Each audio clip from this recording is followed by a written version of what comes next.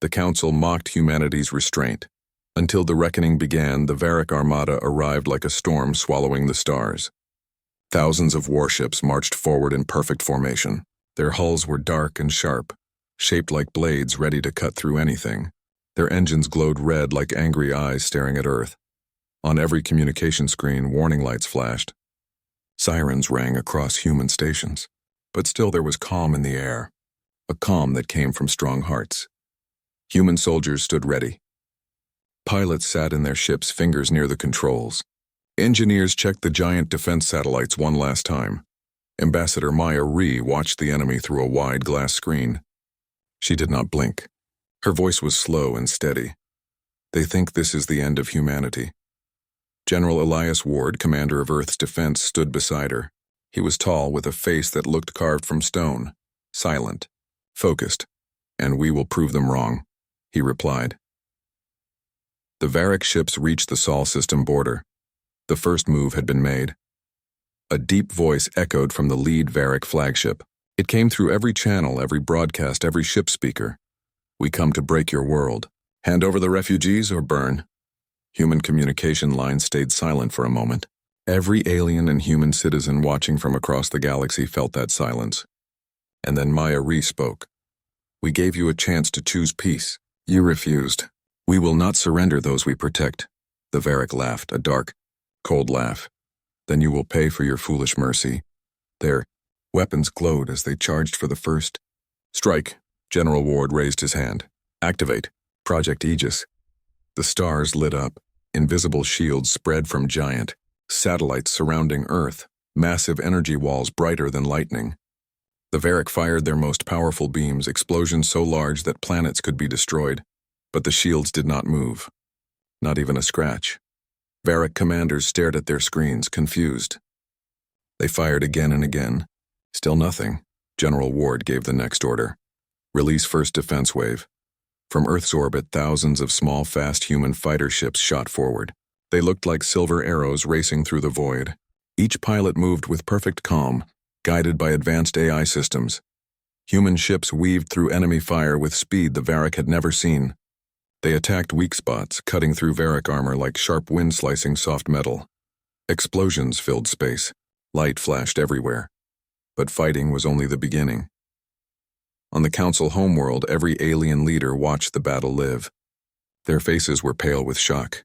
"The humans, they are winning," one whispered. Another counselor shook his head. "This cannot be. They were supposed to be weak." A third leaned forward, gripping the edge of his desk. "We judged them wrong." Suddenly a message appeared on the screens, broadcast directly from Earth. "Humanity is not what you believed, but everything you needed." It was Maya Ree's voice, calm and strong. Even as war happened outside her window, she remained a symbol of hope.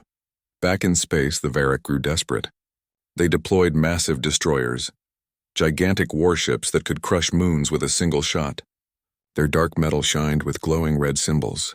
They were proud machines of fear. The humans responded by unlocking the next level of Project Aegis. Gates opened in Earth's orbit. New ships flew out, bigger than anything the galaxy had seen, designed with advanced gravity-controlled technology. They did not fire missiles. They used force that bent space around them. Varric ships twisted, crushed, and fell apart without a sound. The galaxy gasped. The Council realized something terrifying. Humanity had been holding back for centuries. But humans were not only powerful, they were brave in a way machines could not match. In the middle of the battle, a human rescue ship noticed a group of enemy troops trying to destroy a refugee station. Those troops were strong and merciless, armored in black suits with glowing claws. The rescue ship's captain, Aiden Cross, had no weapons. His ship was meant only for saving lives. He radioed the command center. "We cannot let them reach the station. We will stop them."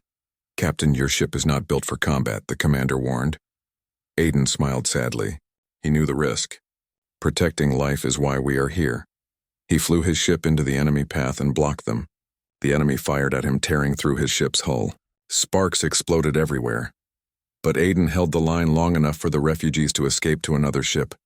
His final message was short. "For every life we save, we win." His ship exploded, a bright flash of sacrifice. Humans watching cried. The refugees he saved cried too. Even some aliens in the council chamber lowered their heads in respect. This was humanity. Not machines. Not weapons. Hearts willing to protect others at any cost. The Varric commander grew furious. He ordered all ships to focus on Earth. "Erase them," he screamed. The armada moved like a black tide. General Ward clenched his fists. "Prepare final defense." Maya Ree stepped forward and placed her hand on the control surface. "Do not destroy them," she told the general quietly. "Disable them. Show mercy." The general hesitated. He knew mercy made battles longer, harder, more risky, but it also made humans different. He nodded slowly. Mercy, always mercy. Project Aegis changed formation. Instead of destroying the enemy, the shield satellites emitted a special wave, an energy burst that disabled the engines and weapons of thousands of Varric ships. They drifted helplessly in space. Human Marines wearing gravity-bending armor boarded the disabled ships. They stunned Varric troops, tied their weapons, and freed prisoners. Refugees cheered from every station. They shouted, "Humans saved us! Humans fight for everyone!" Across the galaxy, billions watched, and hope spread like fire. Soon the Varric leader was captured. He was brought into the council chamber where Maya Ree stood waiting. He glared at her angrily. "Why didn't you destroy us?" "You had the power," Maya replied softly. "Because destruction is easy. Restraint is strength." The council chamber fell silent. The words echoed. Restraint. Strength. The Varric leader looked down. His anger slowly turned into confusion. Then confusion turned into respect. "You are different," he whispered. "Yes," Maya said, "and we always were." The council called an emergency meeting. There was no laughter now. No mocking. Only silence and shame. One by one, counselors apologized. They admitted their mistakes. They bowed their heads toward the human representatives. "We judged you unfairly," the leader of the council confessed.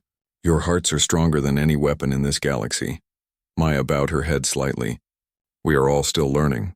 The council passed a new law. Humanity would lead the Defense Alliance for the entire galaxy, not because humans were strongest, but because they cared the most. Peace slowly returned. Refugee colonies rebuilt their homes.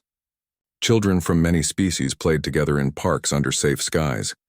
Human doctors and engineers continued helping without asking anything in return.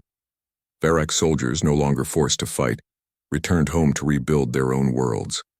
Many thanked the humans who showed them mercy. General Ward looked up at the stars one night and smiled. "We were mocked for restraint," he said quietly, "but restraint saved us." Maya Ree joined him. She looked peaceful now, knowing the galaxy finally understood. "Someday," she whispered, "there will be no wars left to fight. And then, we will explore the stars together." Ward laughed softly. "Do you think the galaxy is ready for that?" Maya smiled. "It wasn't ready for us before, but now, it believes." They watched the night sky glowing with countless stars, each a future waiting for peace. Humanity had changed the galaxy. Not through fear, not through force, but through courage, sacrifice, and the power of choosing peace. Until peace was denied. When humanity fought, they fought for everyone, and they won. The Hall of Stars was the most respected place in the entire galaxy. It was a giant circular chamber floating inside a glowing nebula. Thousands of alien delegates sat in shining seats arranged like rings around a central platform.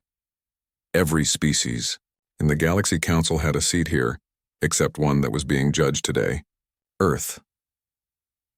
On the center platform stood Elena Ward, the chosen human ambassador. She wore a simple dark blue uniform with a silver Earth emblem over her heart. Her brown eyes were calm, but her heart was beating hard. She knew what this meeting meant. Every eye in the galaxy was watching. Above her, a shimmering hologram spelled out the topic of the day. Decision. Should Earth be restricted for the safety of the galaxy? Many alien representatives whispered among themselves. Some had 3 heads. Some floated. Some looked like giant stones that breathed. Most of them agreed with each other already. They wanted Earth limited. They feared humans. Elena stood alone. No allies. No friendly faces. The council speaker, An ancient creature called High Chancellor Varix rose from his seat. His tall and glass-like body reflected the strong lights of the chamber. "We begin this meeting," Varix announced. "Today, we vote on whether to place sanctions and progress limits on the human race of Earth." A quiet wave moved across the hall. Some nodded eagerly. Varix continued. "We fear that humans are a danger. They learn too fast. They grow too quickly. They reach into places they do not belong." A delegate with a lizard-like head hissed loudly. "Humans started as a primitive race, but in only a few decades they built ships faster than many of our old empires. Their emotions push them to extremes. They fight even when they should not." Another alien with silver feathers covering her body agreed. "They are unpredictable. They could bring chaos." Elena took a slow breath.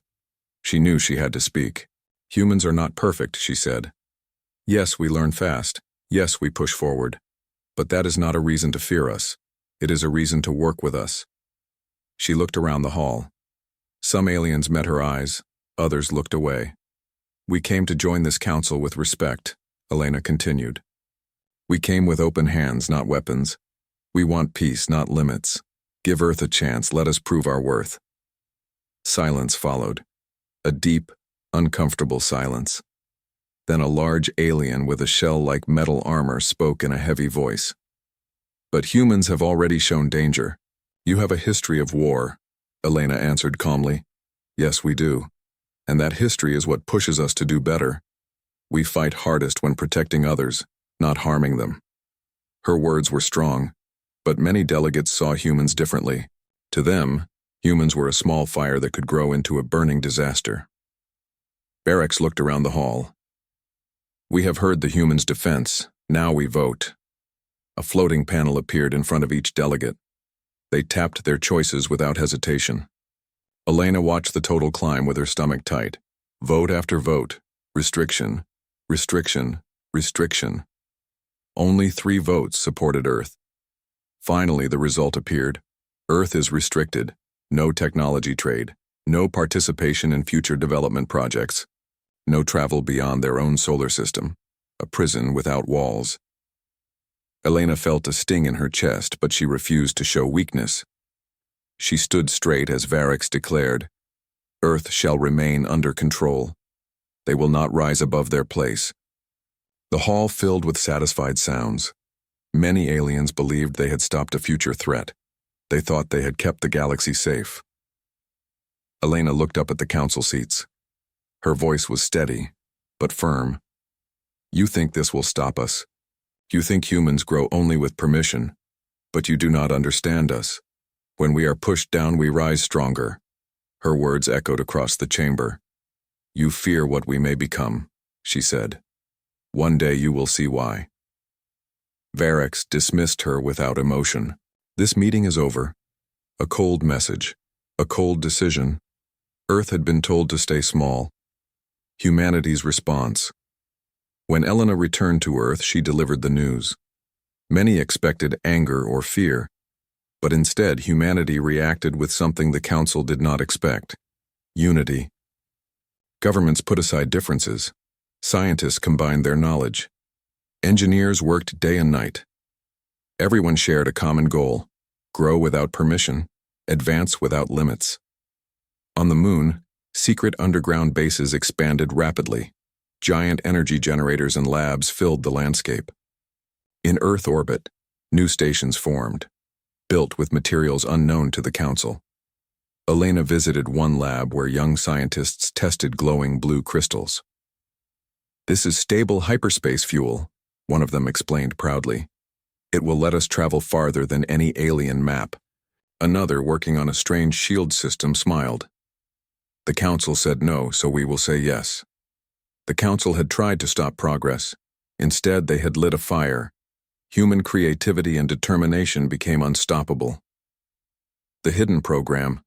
Project Starbreak, only the highest world leaders and Elena knew about it. A deep space construction yard hid near Neptune. Inside the dark shadow of the planet, humans built a ship that looked like a silver spear. Sharp, fast, new. Its name, the Starbreaker 1.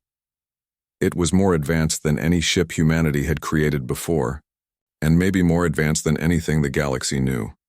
Its commander was Captain Marcus Hale, a respected officer with calm eyes and a fearless mind. Elena met him before launch. "You are carrying the hope of Earth," she said quietly. Marcus gave a confident smile. "We will not fail." The Starbreaker activated its engines. A powerful light surrounded it. In one heartbeat, the ship disappeared into hyperspace, without any council approval. Humanity had just broken the rule. The Council notices 1 month. Later, the Galaxy Council detected something near the borders of their protected zones, something they did not understand. A massive energy signature, fast, powerful. Ships tried to track it, but it blinked out of scanners like a ghost. Varex called an emergency meeting. How did humans build this? Several delegates asked with fear.